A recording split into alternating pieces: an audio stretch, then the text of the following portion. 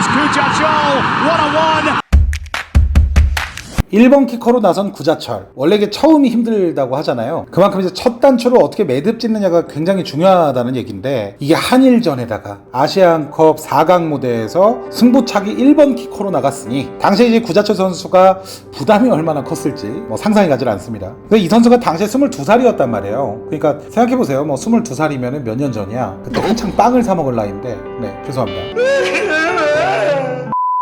실제로 이제 구자철의 슛이 골키퍼한테 막히게 돼요. 그러니까 이제 불안하기 시작을 한 거죠. 이게 모든 게 다 구자철 선수 때문은 아니겠지만은, 이 1번 키커가 보통 실축을 하면 그 다음에 이제 여파가 충분히 온다고 하는데요. 이로 인해서인지 이후에 키커로 나선 이용래 선수, 홍정우 선수 슛이 모두 이제 막히면서 우리나라는 이제 이 승부차기에서 단 한 골도 넣지 못하고 0-3으로 패배하게 되는 거죠. 자, 이러다 보니까 이제 구자철 선수 당시에 마음이 어땠을까요? 아무래도 평소에도 이렇게 보여지는 모습 보면 굉장히 책임감이 강한 선수로 보이는데, 아마 다 자신의 잘못이라고 생각하지 않았을까 싶습니다. 왜냐면은 또 이게 그냥 황전 선수가 연장 후반에 골을 안 넣고 끝났으면은 그냥 지고 끝날 게임을 이렇게 막 어려운 과정 안에서 승부차기까지 막 간신히 갔는데, 또 이게 또 첫 스타트를 제대로 못 끊었으니 굉장히 이제 마음이 무거웠겠죠. 근데 실제로 경기 끝난 뒤에 손흥민 선수가 펑펑 울어요. 구자철 선수도 사실은 좀 위로받고 싶었겠죠. 본인도 마음이 좋지 않았을 텐데 옆에 와서 위로를 해주면서 굉장히 미안한 마음을 감추지 못하는 그런 모습을 보이기도 했습니다. 근데 이 패배 때문이었을까요? 다음 시즌에 구자철 선수가 그냥 구자철이 아니라 이제 슈퍼 구자철로 거듭나게 되는 상황이 전개가 되죠. 이 부분은 조금 이따가 말씀을 드리도록 하겠습니다. 이후에 이제 3, 4위전이 열리는데, 구자철 선수가 또 이 경기에서 굉장히 고군분투하면서 선제골을 또 만들어냅니다. 그래서 이제 결국에는 아시안컵 3위를 차지하게 되는 거죠. 비록 한일전에서는 패배를 했지만 이 대회에서 구자철은 5골 3어시스트로 득점왕을 거머쥐게 되고요. 우리나라는 페어플레이 상을 받게 되죠.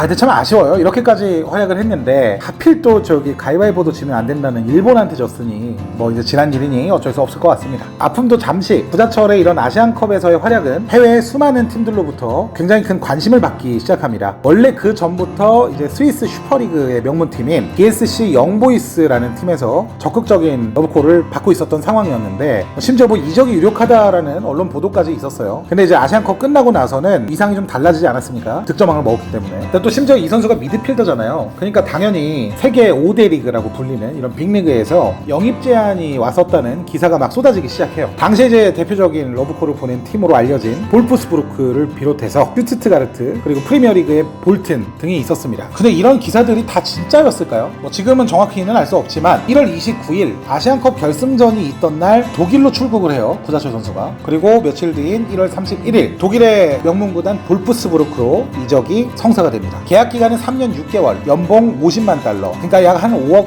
6천만 원 정도 되는 것 같은데, 이 조건으로 볼프스부르크로 이적을 하게 된 거죠. 근데 이때 조금 사단이 일어나요. 뭐냐면 그 전부터 구자철을 원했던 이제 영보이즈라는 스위스 팀이 이중계약에 대한 의혹을 피파에 제기하면서 이게 진상조사가 이뤄져요. 이걸로 인해서 원 소속팀이었던 이제 제주에서 이적 통보를 받은 적이 없다라고 이제 얘기를 해주면서 일축되는 그런 상황도 있었습니다. 이런 우여곡절 끝에 독일로 진출한 구자철은 큰 기대를 한 몸에 받고 바로 시즌에 투입되게 되는데요. 근데 당시 이제 팀 상황이 녹록지는 않았어요. 분데스리가 안에서도 굉장히 전통과 역사가 유구한 팀인데 당시에는 이제 강등권을 좀 헤매고 있었단 말이에요. 근데 이런 상황에서 구자철한테는 기회조차 많이 주어지지 않는 그런 상황이 전개가 됐습니다. 그래서 2010-2011 시즌에 10경기 출장에서 도움 하나를 올리는데, 이 10경기도 한 경기를 제외하면 나머지는 교체 출전이었던 거죠. 그리고 다음 시즌이 2011-2012 시즌, 당시 손흥민 선수가 뛰고 있었던 이제 함부르크 SV에서 공개적으로 구자철의 임대 이적을 시도합니다. 그리고 절차까지 거의 다 밟았어요. 근데 이제 볼프스부르크의 당시 감독이었던 펠릭스 마가트 감독이 이적을 이제 파탄 내버립니다. 왜 이적을 허용 안 했는지까지는 모르겠는데 결과적으로는 이제 잔류를 하게 되는 거죠. 이후 이 마가레트 감독, 죄송합니다.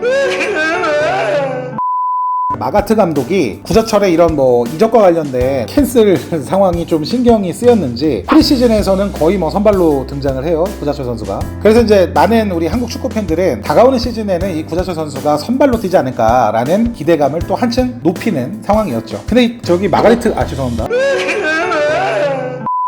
마가트 감독님이 좀 이상한 것 같아요. 아니 자기가 기껏 구자철을 못 보내게 판을 뒤엎어 놓고서 그리고 나서 갑자기 폭풍 영입과 폭풍 방출을 일삼습니다. 그러니까 이 상황 안에서 구자철의 포지션과 겹치는 경쟁자들이 이제 막 주구장창만 몰려오게 되는 거예요. 볼프스부르크로. 구자철 선수가 출전을 못하는 건 둘째치고 선수들이 갑자기 이렇게 막 대거 물갈이 되면서 팀의 호흡이 조금씩 무너지게 되는데 지난 시즌에 강등권에서 호적됐잖아요. 근데 이게 팀워크를 다 줘도 모자랄 판에 왜 구단 관리를 이렇게 했는지 아직도 개인적으로 좀 이해가 안 가는 구간입니다. 물론 우리 마가트 감독님이 저보다는 훨씬 더 축구 전문가시고 대단하신 분이니 뭐 생각이 있으셨겠지만 아무튼 뭐 축구팬 입장에서 봤을 때는 조금 이해가 가지 않았어요. 그래서 조금 알아봤는데 마가트 감독이 별명이 독재자라고 합니다. 그래서 뭔가 좀 마음에 안 드는 부분이 있어서 팀 컬러를 확 바꾸려 하지 않았나 좀 이런 생각이 드네요. 아무튼 뭐 이런 이적 현황 속에서 시즌이 개막됐죠. 뭐 예상대로 너무 이제 폭풍 영입이 진행되다 보니까 구자철 선수 포지션에 겹치는 선수들이 너무 많아진 거예요. 당연히 구자철 선수에게는 다시 한번 암흑기가 도래합니다. 원래 프리시즌에서 이렇게 선발로 나서면서 당연히 주전되지 않을까 했는데 뭐 이런 상황 속에서 또 더 상황이 좋아지지 않은 거죠. 심지어 경기에 거의 못 나가게 되는 상황까지 갔어요. 그나마 이제 시즌 초반부에는 여러 번 출장 기회를 주기는 줬었어요. 근데 이게 포메이션이 원래 주 포메이션이 아니라 공격형 미드필더나 뭐 윙어, 스트라이커로 기용을 했고 이 구자철 선수도 이제 익숙하지 않은 포메이션에 굉장히 고전을 하죠. 이런 영향이었는지 구자철 선수가 이제 구단에 직접 임대 요청을 하는 상황까지 전개가 됩니다. 근데 이걸 또 완강히 거절해요. 아무튼 뭐 독재자 수준이 거의 뭐 김정일 수준이 아닌가. 그럼 당시에 어떻게 됐느냐? 그렇다고 구자철 선수가 그 뜻을 굽히진 않습니다. 지속적으로 이제 임대 요청을 하게 되는데 결국에는 이 김정일 죄송합니다. 마가트 감독의 마음을 이제 흔들게 되고 2012년 1월 후반기에 아우국이라고 불리는 아우구스부르크로 임대를 가게 됩니다. 인터뷰에 따르면은 이 독재자 양반이 원래 구자철이 마음에 들어서 키워주려고 했었는데 구자철의 이제 임대 이적 며칠 전에 미넨가의 경기에서 1대1 찬스를 구자철 선수가 놓친 적이 있었어요. 그래서 이제 그걸 보고 임대를 받아들여줬다라고 얘기를 한 적이 있습니다. 구자철이 이제 아우국으로 임대되기 전까지 그 해당 시즌 스탯이 12경기 그중에 이제 선발 7경기였고요 1도움을 기록했습니다. 그러니까 이렇게 보면은 선수들이 성장하는 데까지 이 감독의 영향이 얼마나 중요한가, 감독의 성향이 얼마나 중요한가 이런 것들을 좀 잘 알게 해주는 사례인 것 같아요. 여튼 뭐 구자철이 아우국으로 임대 이적을 하게 되는데 당시에 이제 이 팀이 어떤 팀이었냐? 창단 105년 만에 분데스리가에 처음 입성한 팀이었어요. 그리고 당연히 전반기 내내 하위권을 맴돌면서 축구 전문가들 사이에서 강등 1순위로 무조건 뽑히던 그런 팀이었죠. 분데스리가 최약체 중에 한 팀이었습니다. 근데 이제 뭐 인생에는 위기 속에 기회가 항상 있다고 하지 않겠습니까? 구자철 선수는 이걸 오히려 좀 기회로 여긴 것 같아요. 아마 마음속으로 이 강등 내가 구해낸다 뭐 이런 식으로 생각을 했던 것 같습니다. 왜냐하면 이후의 활약이 정말 믿기지 않는 수준의 활약을 펼쳐요. 1월 말에 아우국에 합류했는데요.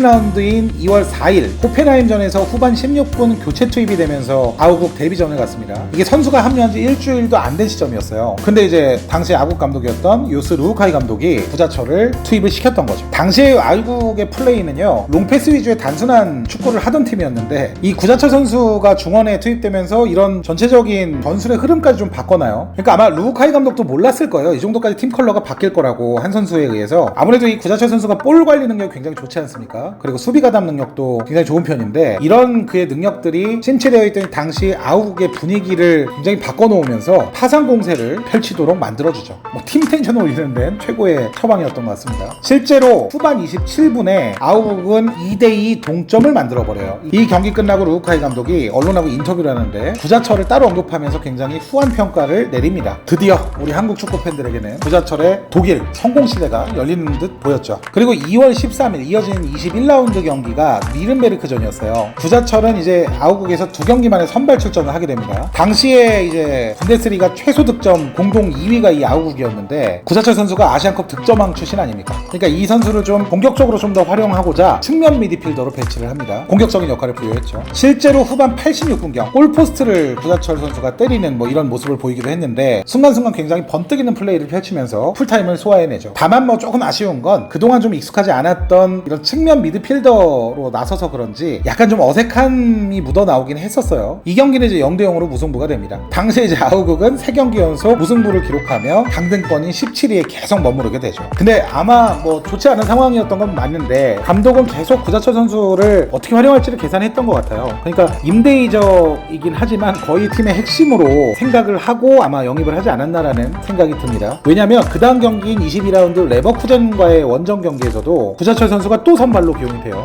이날 경기는 경기 초반부터 이 구자철 선수의 기운이 예사롭지가 않았습니다. 몸 상태도 굉장히 가벼워 보였고 뭐 드리블하는 모습이나 패스하는 모습들이 다른 경기에 비해서 굉장히 좀 가벼운 모습이 확실히 좀 보였었죠. 자, 그래서 이 경기에서 어떻게 됐느냐?